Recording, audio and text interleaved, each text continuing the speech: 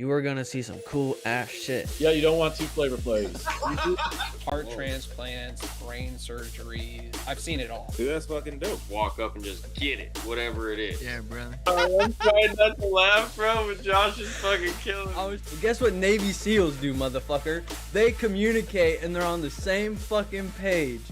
Whoa.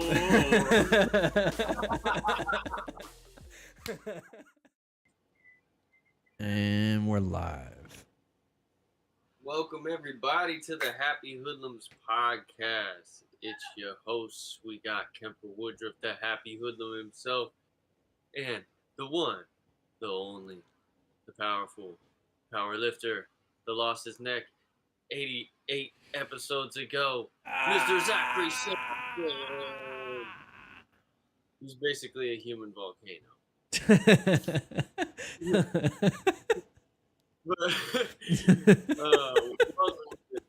glad to start on a high note, baby.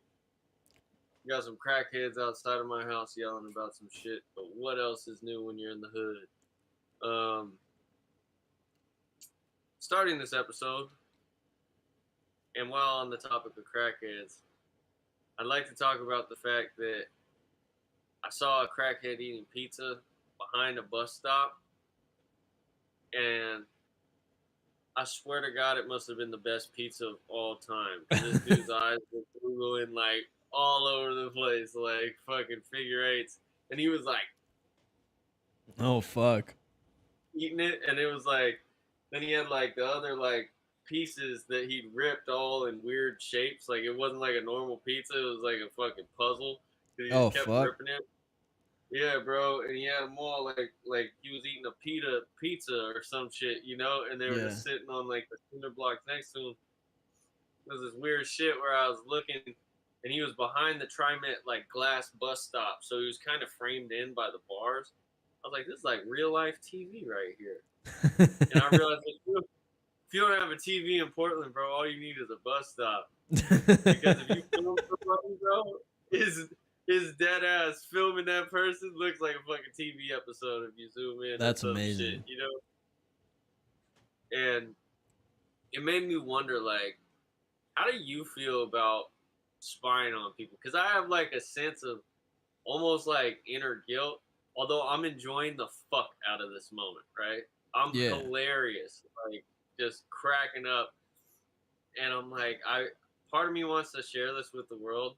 And the other part of me is like, I don't really feel like capitalizing on someone else's like low moment, you know?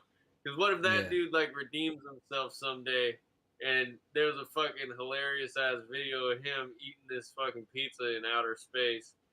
You know what I mean? So like spying on somebody in terms of like they're doing something and you record them. Yeah. I think it's weird to record people in public.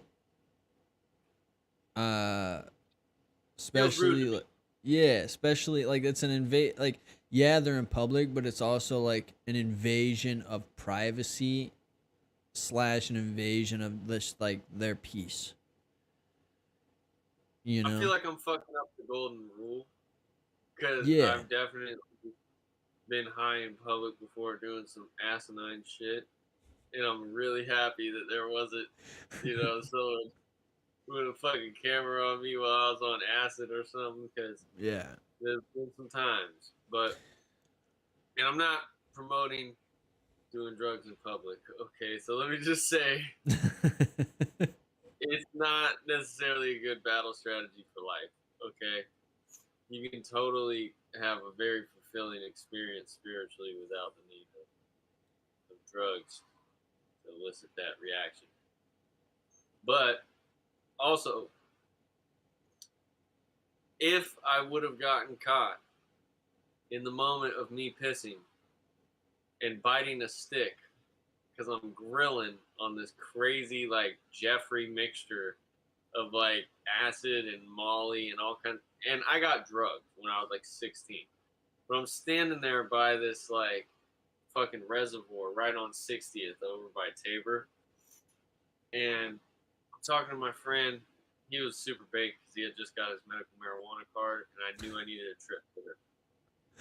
So on the way there to the fucking reservoir, he was playing all types of music like Across the Universe and like Jimi Hendrix and like Dark Side of the Moon cut. So I'm like living this crazy 60s experience. Yeah. Like I'm so high, and I had no clue that was what was gonna happen. I thought this chick was hitting on me, and I drank this like mixture of Yeah, all you types you you've told this story I think once or twice on the podcast. Yeah. yeah. But anyways, cut to after grilling and D being like, "Yo, just bite on a stick," right? So I'm chewing on a stick like an amputee, and I'm peeing, and I'm just having the most euphoric piss ever, right? And I see like an elderly couple walking in, and I'm like waving. And this is like a horrible moment for me, right? You know, but I don't know that at the moment. I think I'm having the greatest fucking experience of my life. And I'm probably like horrifying these people. And I'm so thankful that no one was sitting there like Instagram living me. Just like, look at this fucking high motherfucker peeing with a stick in his mouth like a dog. Yeah, you know what I mean? And Yeah. that's like the worst shit, because like if you wind up going to prison for even just like pissing behind a dumpster, you know, it counts as like indecent exposure. If people catch your paperwork, bro, that's fucked up. You gotta be smart. So, you know, these are things that you don't consider while doing shit like eating pizza behind a bus stop. It can just as easily lead to you needing to take a leak, and you don't have anywhere else that you can go conveniently, and you're on fucking meth. So yeah, who knows? Anything can happen at that point. Facts. That's the fucked up part. You know, a thing that I heard about meth recently, today actually. So you know how like I believe Sudafed is like not in stores anymore because of, or it's not used in things anymore, even though it's like one of the best cold relievers out there. It's not in things anymore, and so meth cookers are now having to use other things that are worse for your brain. And so there's this whole like push to get Sudafed back onto shelves because it's better, but also so that your meth. Yeah, literally cleaner meth, because like these other chemicals that are having to be used in substitution of Sudafed are worse for you. Dude, they've been making that shit with OxyClean and Drano for fucking ever. Yeah, fucking crazy. Since I was 5 years old, dude. Because Yeah, I told you, I lived to a meth house, bro. So have my cousins, bro. They used to live in fucking deep into fucking Oklahoma City. They've had multiple fucking yeah, bro. They've had multiple houses around their house burned down because it's a meth house. I told you, Oregon's got that gourmet meth compared to fucking. Oh yeah, bro. You got straw. You know, you're sitting up with hay bales and shit. You know? Fuck. But, you know, man. In all seriousness, I kind of had this epiphany like while I was at the gym about what Happy Hoodlums really is like about and kind of coming to. Yeah. And I really think it pivots around sharing authentic stories and like lessons learned through that, but truly being a brand that's centered around giving what I and probably you wished you had when we were like 10 years ago. Because the only thing better than a breakthrough, right, is getting that breakthrough like way earlier so you can make more. Yeah. Time-wise. And that's why I kind of want to push towards not only giving unfiltered and like raw truth in stories and experiences from my life, but stuff that I can say it's only funny because I'm on the other side of it, right? And I hope that I can help people circumvent, in particular, young people and specifically men, because young men are prone to do some wild ass shit, you Yeah. know, and that's where the hoodlum portion comes in. And I think if we're just happy hoodlums, we can figure out how to be fulfilled without needing to try and fill that void doing fuckery. Positive, constructive fuckery, not fuckery. Yeah, like the fuckery I'm talking about is like the type of kids that walk down the street and like check car doors and shit while they're walking, like Yeah. that type of shit. Where it's like that's just it's senseless, Yeah. and all types of shit has gone wrong, behind that for countless kids that were in my neighborhood, and it's just such a trip because looking back on it, it's like you see how blessed you were that you were right there and shit went different for them, but it didn't go different for you.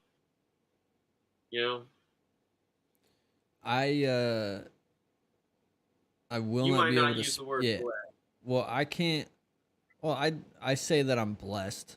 I don't use it in a religious sense, but um Hmm. I won't be able to ever speak to like those types of experiences because I didn't experience stuff like that. Because of where I specifically grew up, but Yeah, where my focus would be in terms of like talking to a younger male is talking to them on the emotional intelligence side of it and like how to yeah. really like truly audit yourself and Hmm. figure out your own like what your actions are and how to react to the world rather than having the world create your reactions and shit like that. 100%. And that's where I come from because Yeah. in my world was solitude growing up. That was it. Like not I say growing up for me my most developmental years was high school. So like I didn't do a lot of shit in from fucking youngster to fucking 8th grade. I was Hmm. a pretty normal kid, kind of like doing random ass pranks, egging people's houses, fucking ding dong ditching motherfuckers. And but when I got into high school, that's where my life like completely took a fucking 180. Because I went from having friends to no friends in school because I went from such a big school or such a small school to such a big school. And so I had all this fucking time to myself. Literally, I was by myself every day at school, and so I was just basically I had all the time in the world to figure out who I was and see all the fucking bullshit going on around me, like all these kids just fucking doing dumb shit, talking about doing dumb shit, getting drunk on the weekends and being chased by cops through orchard fields. And I'm like, that doesn't even sound fun to me. Like that just sounds like some dumb shit that you're just doing and you don't even give a fuck that of like what it could do to you in the future. And so Yeah, growing up, that's the type of like mentality that I was in the entire time was just like I'm not interested in all of this bullshit. And it really gave me the opportunity to figure out who I was way early on, and I was so secure in myself as I came out of high school. It wasn't as like my insecurities and things weren't as bad, but I was such a quiet person because I just had no social skills because of the lack of friends. But it gave me the fucking emotional awareness about myself. And that's where I well, come from. I gotta tell you, that was so well said, and even just like the presence that you said it with, like that's inspiring shit, especially to like a young man, Yeah. and you know, even to like grown men that haven't matured, you know, Yeah. because I think that running through the orchard field shit is really uh, a sense of camaraderie you get, when you're doing activities that surround like adrenal responses, Yeah. that revolve around that, and it's funny that you talk about like egging houses because I never egged a house in my entire life, and I always felt like it was fucked up. And It is. You I've can't done wash like, egg off of your house very easily. It's hard. I feel like I've done shit that's way worse than egging, in retrospect. But like that was one of those things. I feel like I always had I wasn't raised wrong. Yeah. Like I knew better. And sometimes, you know, I would allow my judgment to kind of waver. Um, or just I wouldn't necessarily stand up and be like, no, I'm not gonna like be right here with you guys while you do this, even if I don't do that shit. Yeah. You know what I mean? Like, I'm not gonna physically actually be like, fucking stop. You know what I mean? I was like, all right, I'll just stand back over here and you guys I'll just observe the shit, because I just don't feel that that's the right shit sometimes. Yeah. And I it, legitimately took part in it. Like growing up in such a small town, you have so few activities to do. And so yeah. pranking people is kind of like the fucking last stop on a teenager's journey through fucking growing up in a small town. Like ding dong ditching. Like, dude, there was one time we actually got chased down by the person we ding dong ditched.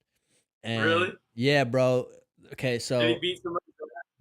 no, luckily it didn't end badly, but Okay. it could have because the lady there's this older couple and they live down this really secluded like gravel road, and you have to go down this road. It's like down a hill, up a hill, so there's like this canyon, not really a canyon, but a really big dip in the road. And they're at the top of this hill. Their house is hidden by trees and shit, so you can't even see it from the main road. And it was dark out, and it was like 4 or 5 of us. Yeah. And the one kid, his name was Adrian, and it was me, Adrian, I think Saul, Alex, and a kid named Nick. And Adrian is the one who went up and knocked on the door. Everyone else was like 50 feet away. I was like right next to him on like the bottom of the stairs, and Yeah. he fucking boom, boom, boom. But as he goes to slam on the door, this lady who we had nicknamed the crazy lady yells, "Somebody's at the door!" As he's about to hit for the first slam. He slams, and then as he hears that, he's like, "Oh shit!" And then we take off running. All the other guys have fucking left by the time the 3 knocks are done. They're fucking hauling ass. So me and him start fucking running down this dirt road, and all of a sudden we hear the man's voice, "Stop!" And this dude is hauling ass after us. And I turn back and I just see Adrian stop, put his hands up. He's like, "It's a prank, it's a prank." And I stopped. Everyone else kept running. I was like, "Hold on." And I started going back towards Adrian. And then the crazy lady is in her truck. Like, dude, straight up hauls ass around the turn. And she's like, "Call the cops." But the dude thankfully fucking talked her down. This bitch was about to fucking get the cops on her ass. Wrong rednecks for real. Yeah, son. bro. But luckily the dude was cool once he knew it was a prank. He's like, "Look, they're just kids, relax." But yeah, it was that was one of the scarier times. Then you have the fucking random like invisible rope trick pranks that you do to cars. I don't know if you ever did that shit. But No. you basically get a group of people on each side of the road, and as a car goes by, you pretend like you're pulling a rope across the road, and then they slow down. Oh, dude, this is actually all right. You want to talk about a crazy lady, bro? So when we were little, this was like right after my mom and dad split up, right? Yeah. Oh man, I was such a little shit. Okay, so I used to sit in the yard with rocks and just duck. And when a car would come down the street, I would stand up and just fucking huck it, right? I hit this one lady's car and she was not playing that shit. She locked up the brakes so fucking yeah, bro, and hopped out of that bitch. And I was like, I Oh hit the shit. car so loud that I forgot to duck. Like, I was like, oh, and I just got caught in freeze mode, bro. Because this lady, I swear to God, she looked like she was like 6'3" or something. Like Oh when shit. she just came up, just like towering over me, and she full on grabbed me by my ear and the back of my neck, and basically like carried me up to my mom, and was like, my mom was like, "You did what?" Especially like this is like single mom, right? Yeah. Not only is she stressed out, she absolutely didn't have money to like pay for this. My mom had to whoop my ass satisfactorily for this woman to be like, I don't need any money for this fucking car dead right now because Yeah. it was dead. And I definitely halfway learned my lesson. I didn't throw any more rocks at cars, but I did have other incident where we were having a rock fight in Oh the yeah. street. And it was everybody. Everyone was out there. We were throwing rocks. And my bro Gunner, all right, big bro, he was fucking drilling me with rocks, bro. Like drilling me, and I was right in the open. And he got me with one good one, like right on my elbow, and one Oh. right under, you know, like where your floating ribs are. Yeah. It was like I went to pick up my elbow like this, and he just lasered Boom. one right in the ribs, and it hurt so bad. And he saw how mad I got, and I picked up this fat ass rock. Like he was just throwing kind of like, you know, little Yeah. skippers. You know? I picked up a big ass rock. Like, bro, no one he was like, you can even throw that shit? And I was like, fuck that, I'm getting him. And he ran way, like, it had to be like a quarter of a block away, right? And he hid on the other side of the car. This is one of the meth head dudes, right? That Yeah. owned like the meth house. He had an Isuzu Tracker. I still remember the car, bro. And I just fucking boom, and this shit, it was like all the kids stopped and just looked at this rock because we were like hoping that it didn't actually hit somebody because someone was going to get severely injured, right? Yeah. And it just like mortared down,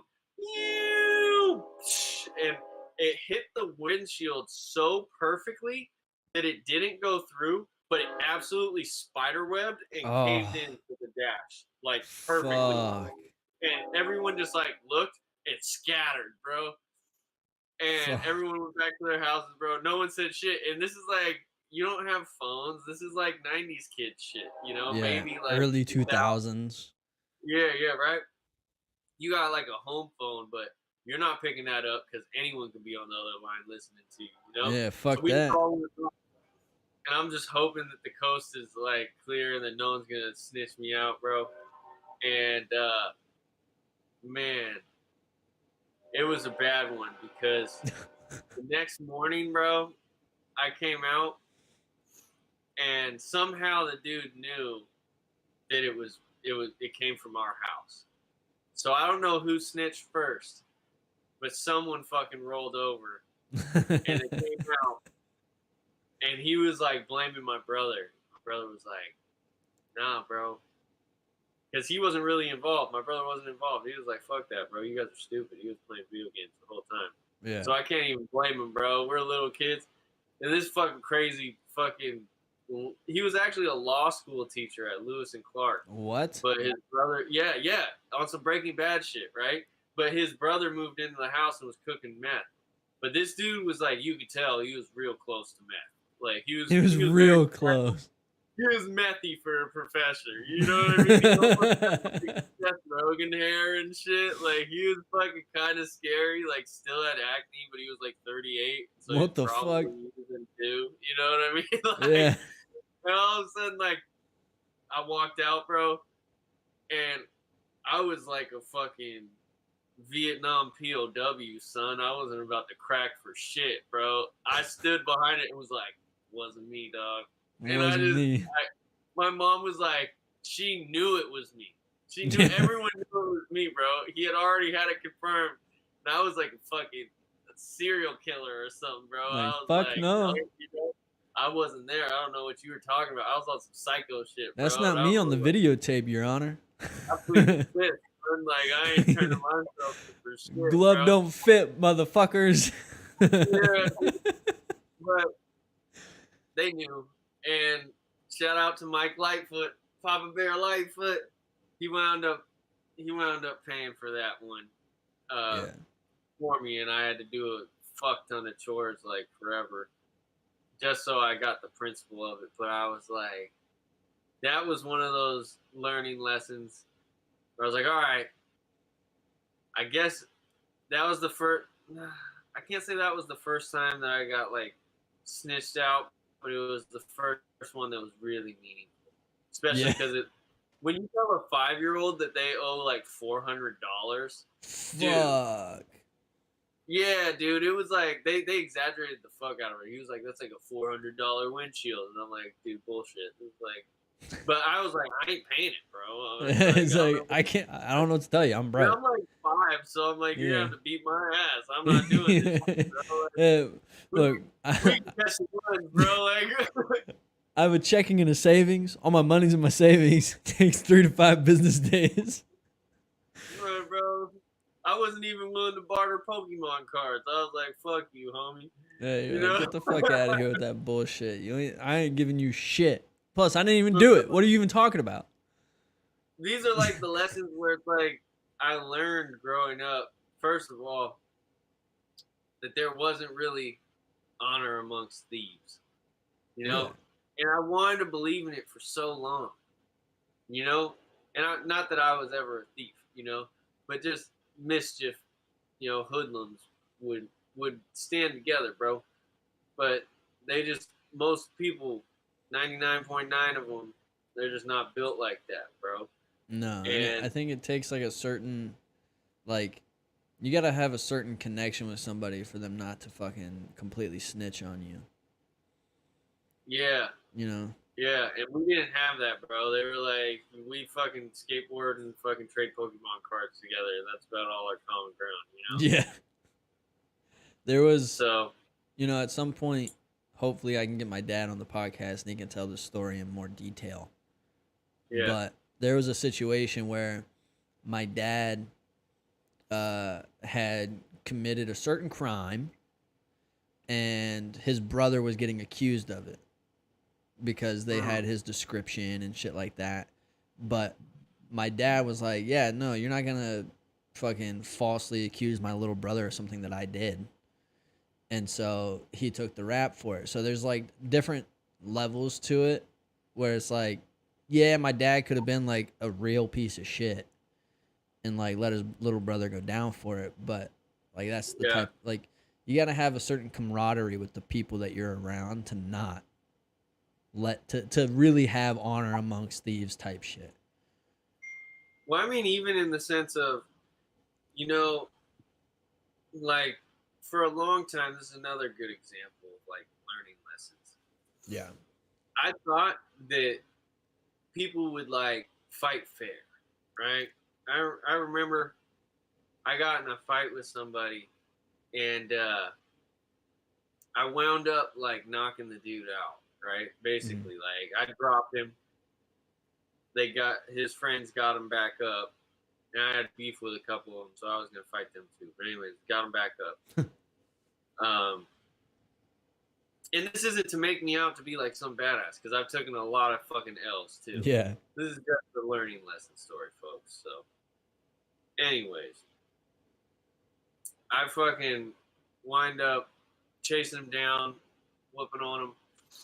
He falls down, and both times, like, I could have jumped on him, but I didn't, right? Because I actually was, like, halfway friends with him. You know, he was kind of a cool dude. I didn't want to even fucking get to come to this, especially over, like, a chick. So, I'm sitting there, bro. I'm like, don't you fucking ever come at me fucking sideways like this. Like, I'm not about to hurt you, but don't fucking... You see where this is going to go. you know? Yeah. And I left. By the time me and my friends made it back to my homie's house, they were like, he dared me to post a picture on fucking Facebook of my face, right? And I did, like, smiling. And he had caught me with, like, 2 good punches. One right here, so I had a little bit of, like, purple right here. And the other one, my grill was, like, bleeding. Because he had actually caught me with a really good shot. I never told him this either. Because I haven't talked to him after that. I never did. I think shortly after he wound up going to, like, an alternative school or something. Oh, fuck. But he caught me when my jaw was, like, because I was running him down. And he had turned around, so I kind of, like, stopped, and my jaw wasn't closed and, like, clenched. So it cracked me in my jaw. I think he actually low-key fractured my shit. Like, it, like, popped, like a hairline fracture. My whole shit went, and I fucking halfway, like, dropped. Like, my legs were like, whoop! But I caught myself on the way down, and I saw that another punch was coming. And I actually did this hilarious, like, karate block, because I was, like, in a boxing stance. And I blocked it like this, like both arms. I looked goofy as fuck, but I came in with a fucking mean one after that. So I redeemed myself. I didn't let nobody know that I was fucking hurt, but I was actually like, he got me with that one. Yeah. But other than that, straight ass whooping, undeniable. It was filmed and everything, bro. I go back to the house. I put this picture up, bro, and then he didn't post a picture of himself. Yeah. Because he was saying, like, you know, there was, like, a whole, like, forum of kids being, like, tagged in it, you know? And they're like, all right, yo, I heard this dude whooped your ass. And he was supposed to post one. I was supposed to post one. Let the kids figure it out, right? And I couldn't post the video because if I posted the video and the video got out with actual evidence of me, like, fighting, I would have got expelled because I was already on the fence, getting kicked out. Yeah. So I wound up almost having to fight like 3 other dudes, bro, just because they were talking shit just randomly, like stupid fat kids too. Where I was like, bro, you're not even, you're so gassed in 2 seconds, bro. I'll fucking yeah. I'll just run down the block and then let you chase me, you fat fuck. Yeah, the point of this is, right, like, I was really going about this shit in, like, a stand-up way. Yeah, you know? you thought that there was, like, an honorable way to do it, and this motherfucker, I gave him every out, bro. Every single fucking out. And he just, like, snake fucking end around it, you know? And that's why it's like, bitches, bro. Yeah, but, like, that shit can really get intense, you know? Oh yeah. Like, because people don't know, like, even though I was just in high school, like, we had guns around and shit. Yeah. You know what I mean? Where it was like, and that's kind of like the day that we're living in now, where it's just so not fucking worth any of that bullshit. You know? Bro, there was just real quick, there was 2 stories that I seen recently of kids being expelled from school for posting pictures from school with guns in their hand. Like they're at school with guns out. Yeah, yeah. Just like chilling. And that's why I'm saying, like, this whole concept of like false, like, respect based on the wrong merits, like when you're young, especially like at that pivotal age, people almost want to be fucking feared. Yeah, respect is not fear. Fear is a fucking controlling mechanism. It's not a respect thing. Yeah. Yeah, but it's like almost like if I can appear like scary and dominant, like people will respect me. They won't test my heart, you know? Yeah. Like they'll just I can avoid the confrontation by over exaggerating being confrontational, right? Yeah. And that's why I'll come on here and tell you full transparency the shit that happened, you know, good and bad, because I truly believe like it can go either way, and eventually, like if you're really pushing that line, you're gonna meet your match.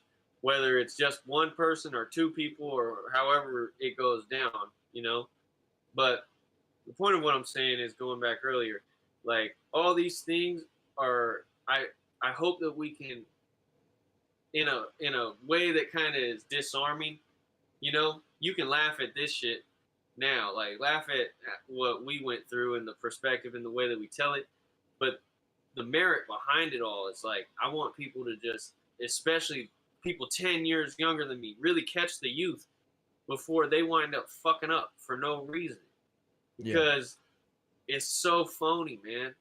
And you don't realize it until later, because it seems like people, there's truly early bloomers, right? There's people that hit their fucking stride off of just like talent or genetics or whatever the fuck it is, like early, bro. And they have this glamorous ass, like nobody can touch them image while you're young. But over time, you start seeing those motherfuckers fall off hard.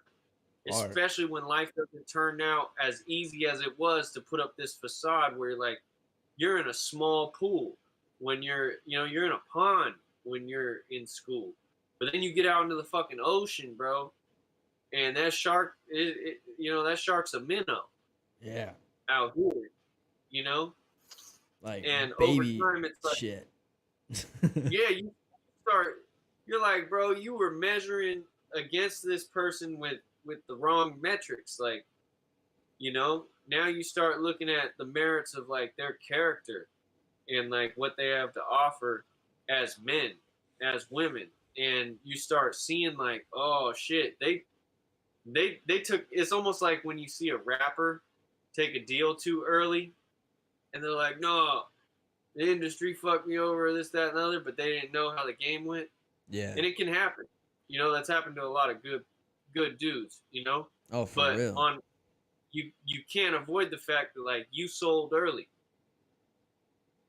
You wanted that easier, quicker route so badly that you fucked up the longevity that you could have had, or the diversity in foundations, Yeah. that really allow you to be a more well-rounded version of yourself, and learning to express ourselves and work on ourselves in a way that's productive is so important. And that's why I really think starting with like fitness, and that's why we're on here talking about fitness, and we're bullshitting too, but it always comes down to like self-mastery and personal development. And I think square one of that is mastering the physical. Yeah. I think that if you like can master, just hard work in general, whether like if you don't like going into a gym and fucking working out, fucking go somewhere and dig a fucking hole as deep as you possibly can, and then fucking go home and relax, fucking take a shower or some shit. It's all the same shit. Do some hard shit, carry it, like legitimately find a log that you can carry and fucking carry it for a mile or some bullshit if you don't like going to a gym. But figure out some shit to really like test your physical limits, because not only is it humbling to continuously push yourself and possibly push yourself to the point of like failure, like genuine failure on something, but it's all the satisfaction that you can get from doing it is absolutely fucking amazing. yeah. And I think so. People don't take enough time to care and analyze like words, right? Like the central nervous system is nervous, is like the key. It's your nerves, right? Yeah. Physical reactions. And I really think that when you're tempering your nervous system through exercise, it creates a grounding effect. And that's half of it, or maybe like a third of it, right? The other third is the intention and the mindfulness that you do any activity with, right? So like if you're digging a hole, for the right reason. Yeah. Like, even if you start out and you're angry or something and you're frustrated, really underneath that, there's another layer of emotion and intention that's going to reveal itself, and that you don't want to do. You're sitting here digging a dumbass hole because you don't really want to hurt or do anything that's going to negatively affect the world around you or Yeah. those around, you know?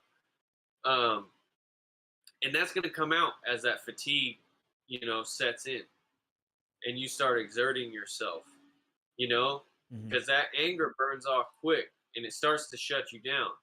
And once it shuts you down, now you're like looking for reason, right? And your reason begins to reveal itself. But your body is preoccupied all the while, you know? Yeah. And so your body goes through its own natural cause and effect kind of recourse. And that's where nutrition takes, the last step of it, and kind of makes it full circle. So I think really catching people early and encouraging personal development and the foundation being physical will lead them to a state where they're more open to the philosophical, esoteric, nuances. I think that our like legitimately I think that our lives human beings are meant to be physically active. We're not Mm-hmm. create like no animal. There are some animals that are fucking lethargic as fuck because they get high all the time, like koala bears or fucking sloths and shit, right? But Yeah.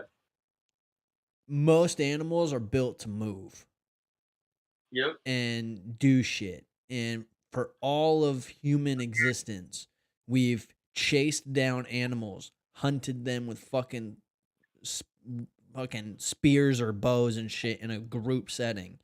Chase these things down. We built our own fucking houses out of the elements. We had to find water and carry it or live next to it. And so we were always meant to move and to struggle and have a hard fucking time doing it. And I think that's a lot of where our enjoyment for hard physical activity comes from is the fact that it's like pretty much built into our DNA and it's giving us that release because it's what we're supposed to be doing, not sitting around all the fucking time. It's interesting that you say that because what popped into my head was maybe the concept and the construct of like shame has just changed so ridiculously since we're not in that kind of like tribal setting and with like those same do or die stakes, right? There's so much ability to be comfortable Yeah. now that we find discomfort in the most subtle things, in comparison to what it would have been. And with like social media, we have the feeling of like being seen and wanting to be seen as like a top priority. Not that, excuse me, not that status wasn't always a big motivating factor, Mm-hmm. you know, but the way that we think we have status now by looking a certain way rather than actually being a certain way is fucking us up, because we buy into it and get For real. way down this fucking rabbit hole. We paint ourselves into all these corners, like mentally, you know, and then you have all these beliefs and like it's like a true identity crisis for a lot of people, Yeah. and you can break free of that, but it takes a release, you know.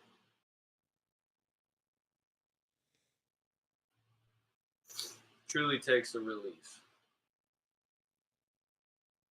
That's why all the like ancient religions and stuff like and the yogis, they were all talking about detachment, you know? Even Jesus, Jesus, I consider Jesus a yogi too. He was Yeah. talking about detachment, you know? A lot of religions also have fucking hallucinogens in them. So Yeah. that too.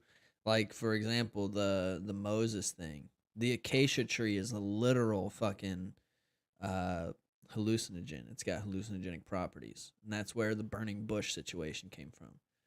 Huh.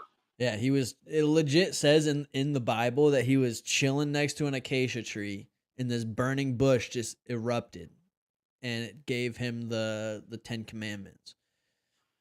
Yeah, the fire didn't go out. Yeah. But he was probably just fucking high out of his mind. Brian, Yeah. hey, you never know. The But Beatles like wrote a lot of great fucking songs on it. fuck yeah, yeah, they did. You know, I But wasn't. I was like 18 when I learned that "Lucy in the Sky with Diamonds" was about LSD because I never made that connection because I wasn't involved or around drugs for a long time growing up, mhm, and so like I never made that connection. if you do acid, fucking the Beatles make so much sense. Yeah, Like music is just different on acid. I will say that, and I don't think it's for everybody to try. And I think that the rabbit hole you go down sometimes for those things to present themselves to you, opportunity wise, you can be in a sketchy place with the wrong people. yeah, But some of the realizations that you'll wind up having are just crazy. Like, bro, straight up, the that time that I was talking about at the beginning of the podcast of me doing acid, bro. Uh, I almost got shot by a police officer that night because I was going to try and thank him for shutting down the meth house that I grew up next to, and I oh felt so fuck, compelled. And I walked up on him while he was sitting in the Jiffy Lube parking lot on 39th and Hawthorne. I still remember the dude's name. It started with an R, but I'm not going to put it out there on this podcast, okay, because he was doing his job. And I walked up literally like no shirt. It was almost an identical situation to what you see right now. I just kind of, and I was like dancing up to him. And I did the funniest shit, bro.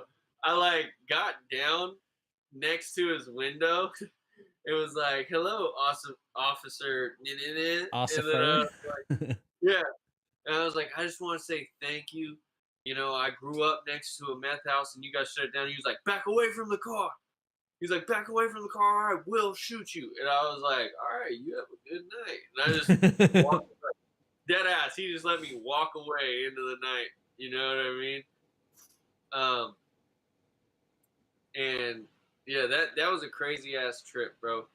And that shit went on where I found those people that gave me and drugged me earlier in the night, right? Yeah, And we were young enough that like my brother wanted to try it, and so I was like, all right, I got their number. Finally got a hold of my brother, and he was like, what the fuck, he'd lost me for like hours, right? And I get back to him, and he was like, let's drive over to the spot. So we drive over to the spot, right? It was a motel right across the street from Cleveland High School's track. I think it's like a Motel 6 or something, right? And we go walking up to the room, and the door's like ever so slightly cracked, right? And when we walk into the room, it was the dude that I got it from, and the chick that drugged me, and the dude she was with, right? Her boyfriend. And no shit, the dude looked just like Charles Manson. I'd yeah. come It down wasn't his name something crazy too. Oh yeah, yeah. That I almost want to say it, bro. You've 'cause said it fuck that. before. Yeah, Mr. Foxtrot Rogers, Yeah, bro. that's it. Yeah. That motherfucker. And he looked like Charles Manson, bro. And I just remember the seething like hatred that came out of this dude, because he was sketched out that he wanted my brother to do some kind of drug in front of him. He had like a buffet of drugs, bro. Yeah. He had all types of any kind of drug in front of you, right? And it was like a shithole, bro. I don't know how long they've been standing there, but there was like Chef Boyardee cans on What the the ground fuck? and all types of shit, bro. It was like they had just been eating it out of the fucking can, like. And the chick, shout out to Jade, right? She came up and she was like, "Oh man," she gave me a hug. She was way cool. I was like, "All right, whatever." And but the dude was like thinking my brother was a narc or something, right? And he was like, "I just get weirded out when people won't, like do something in front of me, right?" And my brother was like, "Bro, I'm not about to do acid and go get back in my car and drive. Like, you got me fucked up." Yeah. And he was acting like my brother wasn't my brother, right? And it was almost to the point where, like, we stood up because he was on the bed across from us. I'm standing. My brother was sitting on this bed. My brother stands up, and of course, he's got a weapon on him. The door's right over here, so he just my brother slid behind me and went around this way, and I just kind of like pushed him out the door, and I was just like, "Yo, you got us fucked up. You got me fucked up, bro. Like, thank you for the experience, but fuck you." And, Mr. Foxtrot. yeah, that dude was a trip. But anyways, the chick comes running up to me and she's like, do you want some more for the road? And like, I don't know how much acid, like liquid acid the size of like a quarter is, but she put that shit on my hand and I just licked it up, bro. And I tripped for no shit continuously, like probably like 38 hours straight, bro. Holy fuck. Yeah. And holy shout shit. out to Chantrell Meyer, bro. Chantrell Meyer bought me some fucking Hammy's pizza at like 2:30 in the morning. Hammy's is the shit too. Hammy's will bring you pizza, donuts, and movies. And I think they'll even bring you beer, bro. Yeah, I think they'll deliver you beer too. Hammy's with an H? Yeah, Hammy's, bro. Hammy's is an old Holy school shit. joint in Portland, bro. But that shit legit saved my life because my brain was like boiling in my fucking head, bro. And she was like giving me like cold compresses, and I was so high. I know I was burning up, bro. I was burning up like crazy, but I listened to I had a deep ass conversation. I was listening to all kinds of music, and I remember writing on a notepad. Yeah. And as I was writing, it was playing out like a movie, almost like you're flipping through it. As I was writing shit, it was doing that. I looked at that notepad the next morning, and there were so many layers upon layers of shit just scribbled, like etched. It looked so fucking crazy, like a crazy person just went like this all over it. And I was like, yeah, drugs are bad. I was like, I could have fucking died, bro. It was so weird. And like, It took me a second. Like, when I came down, I would look, and then my vision would like shift like a half a second behind. That's like the best way I could put it for like gamers, I would say, is like if you have a really high latency monitor, you hit your controller to turn, and then it takes like half a second for your game to actually catch up or to actually do it. That's fucking wild. What? It was like that in real fucking life, bro. For like 3 days, I thought I fucked myself up, bro. That's fucking crazy, bro.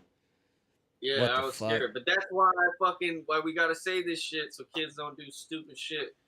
Yeah, just do it smart. Bro, imagine if we would have fucked that dude up. Because we were right on the brink, like, the level of hatred and the way this dude was, like, just the fucking energy that came off of him. Yeah. Me and my brother had a whole non-verbal conversation of, like, we're about to basically, like, X this dude out, right? Yeah. Like, if he does anything, bro, it's game over right now. And it would have been a whole other Charles Manson Volume 2. Charles Manson Uno reverse card type shit. Yeah, bro. It was on some fucked up shit. And so, and that's just the weird type of shit that you get into with street people. If you do stupid street people shit. And that's why we gotta catch the youth ahead of time and show them, like, yeah, it makes for a story we can paint a picture of and laugh at now, but bro, in that moment, It's bro, I heard this I love this term and I think you're really going to like it. But it came from this dude that I found on Instagram who lives completely off the grid.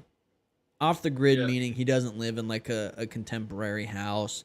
He lives out in the woods. He builds his own shelter. Like he got kicked off of from his last place because it was on federal land. But now he moved to this new place and he's building a house into a hill. He's gonna get like animals and shit and start growing crops, and all he's got is a van and some basic tools. And Yeah. he talks about why he's doing it, and he's like, one of his reasons was that it's some cool dad lore for like when you have kids. It's just some cool shit to tell your kids about. And so like that was kind of like what you were talking about reminded me of. It's just some cool dad lore to talk about. The Yeah, dad I shit.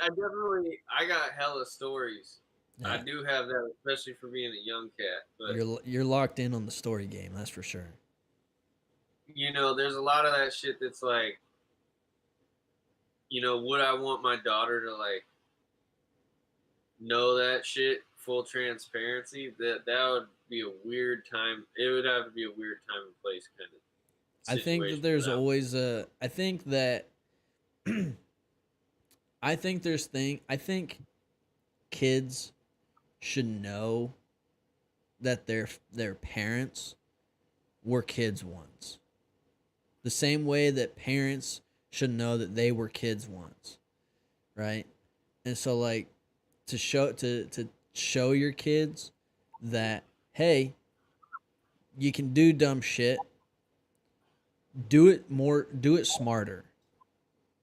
So like rather than like taking a second fucking for the road hit of LSD, maybe just leave it at the one and don't fucking or maybe just Well, don't take drugs from people you don't know. You know? full disclosure, there was no pre-warning Oh yeah. that it was a 100%. drug. Just like Right. don't take anything from someone you don't know. Basically, Yeah, it would it be doesn't like matter. the story, the moral of that Here's- story. I got the shit that normally happens to like chicks, except it wasn't a roofie. It was a Jeffrey. And it was during the day. And During the day, all the way through the night. For then like the next days, day. bro. Yeah, bro, it was a long time. But That's yeah, why I so said like my point But- is like I think kids should know that their parents did some fuck shit. I don't think parents should be putting off this fucking idea that they were perfect as kids, cuz some like that's the whole idea of what a lot of parents do, and it creates unnecessary stress for their kids like, "Oh fuck, now I got to hide all this shit from my parents." When in reality, if you like explain to your kids that, "Look, this is some shit that I went through.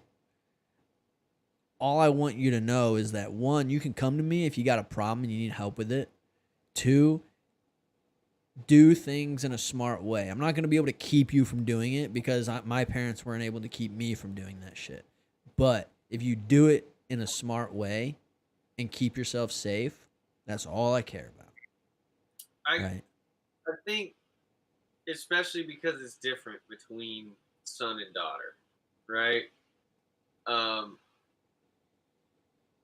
I because I'm in absolute agreement with allowing kids to know that you're human, you Yeah. know, and that there's flaws and mistakes, and to be the antithesis of it, to correct yourself and be the example. So when they look at you, who they're gonna go for, especially if it's a girl, you as a man got your shit straightened out and are fucking checking such high boxes, you know, that the likelihood of getting with someone that's fucking scummy is way lower, because a lot of the shit that I experienced, and like observed looking back on it, is like younger women will oftentimes like wind up in a situation where it's like they're with that strange dude. You know what I mean? Mhm. Because they're different, you know? and the dynamic of like what they go through is some shit that we don't even talk about. I think that's some shit that needs to be talked about more because it just kind of flies under the radar, you know? And like either they wind up being that cool like hippie mom that has a semi mysterious background, right? Yeah. Or and that's like if shit goes right down the line. Or it just goes fucking tragic and we don't hear about it, or they're a fucking barfly or a prostitute or some shit like that. You know what I mean? Painful shit, you know?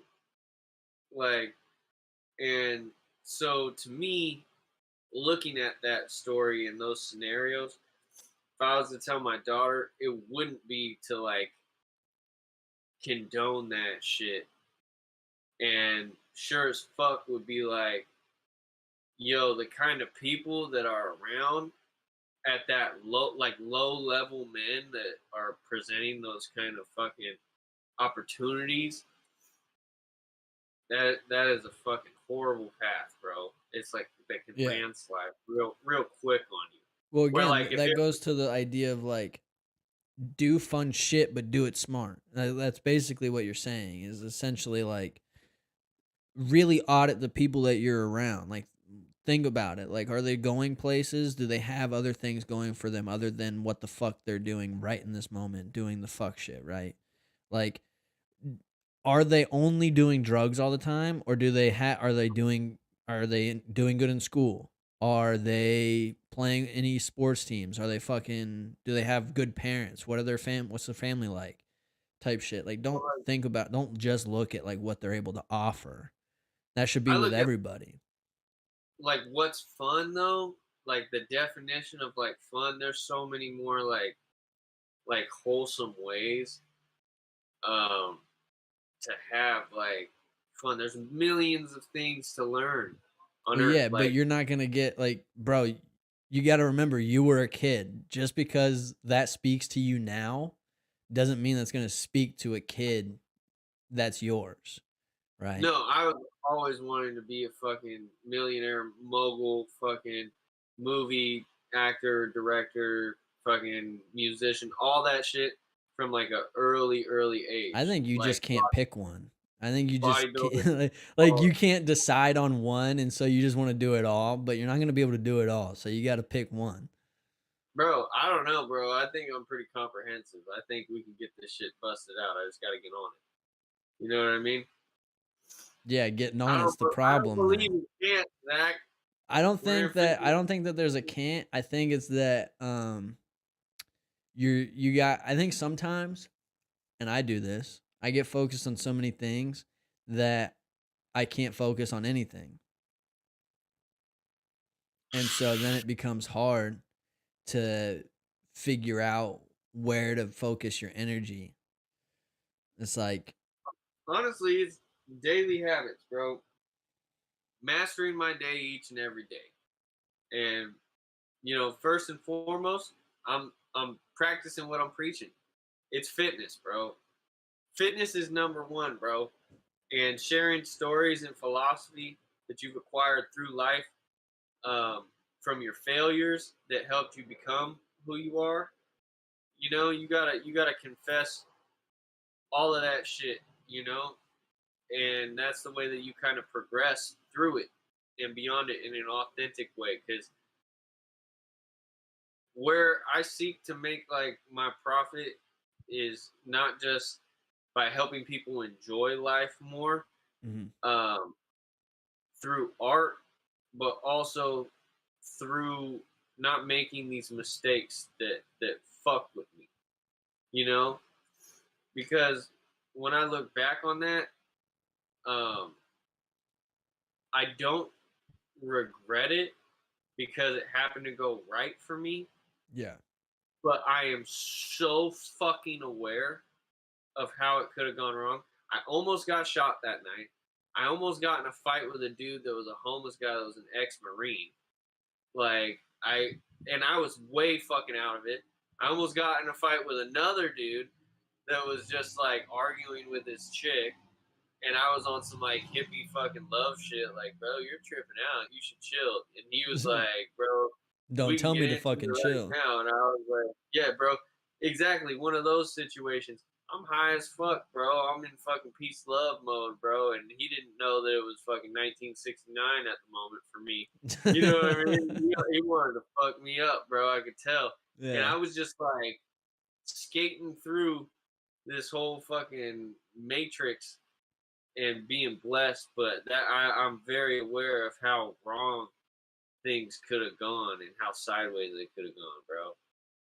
And that's why I say, like, I'm blessed, but there's people that, you know, you walk that tightrope twice and shit can go sideways. It can go way different than that first time. Facts. And I think you're lucky if you have good firsts in life. You know, I think that's something that we don't honor enough, you know? And this comes down to something that I never really pondered until I started listening to like the Bedros Keuilian show, and he was talking about rites of passages, Mm-hmm. you know, and how we don't have rites of passages growing up, especially for like young men. You know, like women, it's like you have your period, like there's different things that we have set up for women, but men don't necessarily have the same rites of passage in the ways that we used to, you know? And I think cultivating that like reverence for first experiences and being made to earn shit. Like I was always trying to cut corners. And Yeah. like I'm finally at the place in my life where I'm not trying to cut corners. I'm trying to like systems and consistency and stability has become sexy as fuck to me. You know, like that's attractive to me. Yeah. You know, true fulfillment in this moment without anything else needed. You know, just through pure spiritual merit, bro, is something that is super prominent to me. You know, it's at the top of the list. So I just look at shit in a different kind of lens now, and I don't want to promote that rolling of the dice. Especially, I've had, like I told you, in the past 2 months, I've had 2 friends die of fucking fentanyl overdoses, bro. Yeah. You know, like so that drug shit just ain't fucking worth it, bro.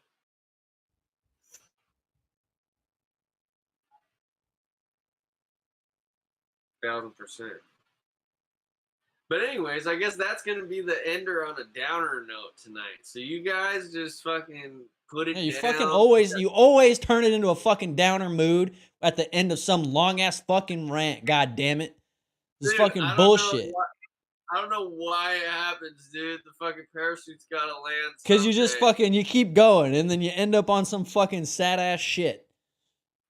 Dude, I don't know what that is about myself, bro. I go to these fucking like dark places and then I'm like, and I navigate out of it on my own way better than I do right in front of here. You know? Yeah, like So what the fuck? we were having a good time and all of a sudden it's like, see, that's also right fucking there why I avoid drinking. I just That number one, I avoid drinking because of how fucking stupid it makes people. Like Hmm. I've seen people use a fucking laundry basket full of clean clothes as a toilet. I've seen people fight and Right. throw. Yeah, I've seen people fight and throw pool balls through walls and windows. I've seen cops show up at my house. I've seen fucking people piss their bed and not remember calling me in the morning and then going back to sleep and then waking up and calling me again. So like I can't, plus also pretty much the meaning of alcohol is poison. So Yeah. there's that. But yeah, my brother, I'll tell you right now, my brother is the one who peed in his fucking clean laundry basket. And the story he tells behind it is because he thought it was the toilet because he made all the right turns to get to the bathroom because he was sleeping on the wrong side of the bed as opposed to like normal. So he made all the right turns, but he just didn't go to the right place. And His so, autopilot is a little hijacked. yeah, so that's the story he said. But I'm just like, it also makes people just do dumb shit. Like, I don't trust people who go out and drink every weekend. Yeah. You know, like, Well, have a beer at night, cool, like one or two. But like, if you're out every weekend getting hammered, I don't know if I trust you as a person. I don't know what the fuck what you're capable of doing just when you're 4 or 5, 6 shots deep. Like, why do you got to go out all the time? Doesn't make sense to me. I I don't just know. think about it like there's a dream in you that oftentimes like you're just taking the edge off of a dream's ability to like dawn. Yeah. However, I will say there are some outliers, like fucking that some shit couldn't have been made without alcohol. For instance, rock and roll would not have fucking ACDC. That was just a couple fucking drunk dudes in a garage that created Well, like rock and roll was black music originally. It didn't get taken over, and well, it did get taken over, but it got taken over and changed and revolutionized by a bunch of different bands of a bunch of different walks of life. But that's where it started. And I think you wouldn't have had it without people wanting to tell stories, but you also wouldn't have had it, like you're saying, without some type of substance use, you know? And that's kind of where it comes from. But also, dude, there are some fucking legitimate professors who do casual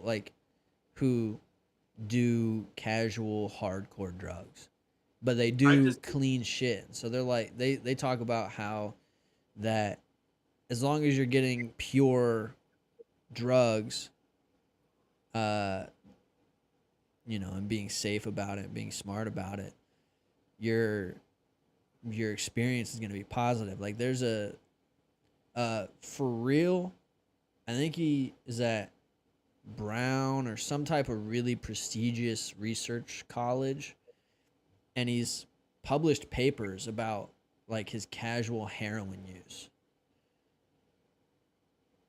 But you have to understand, motherfuckers like that are literally like 1 in a billion. Bro, there's 2 of them that I know about off rip. I don't know their names, but what I'm saying to you is like the promotion of that kind of shit is something that we have to be so aware of, because the reality is most people are undisciplined. That's why we're in this fucking shit as it is. Well, I think it's less of a discipline issue because it shows more, in my opinion, that the environment is the source of a lot of people's downfall. And mental health is the source of a lot of people's downfall in terms of that. And so, like, I think, yeah, discipline is like, well, discipline is for sure important to keep someone from really going down that path, even in a bad environment. But if you're in a bad environment, you're at a higher likelihood of falling into that trap. Like, whether it's even if you're a rich person in a really, like, you don't have to worry about food or any other thing like that, your life may not be fulfilled enough, and that's a bad environment too, right? So you don't have to just be financially well off to be in a bad environment or to be in a good environment. You have to be around good people, around, like, living a life that's sustainable and healthy for yourself, and you're satisfying and gratifying, to be in a good environment. It's not just what your financials are. Do financials make things easier to be happy? Yes, because you don't have to worry about food or shelter or anything like that. But there are so many levels to happiness that will help someone be happy. That's not just money.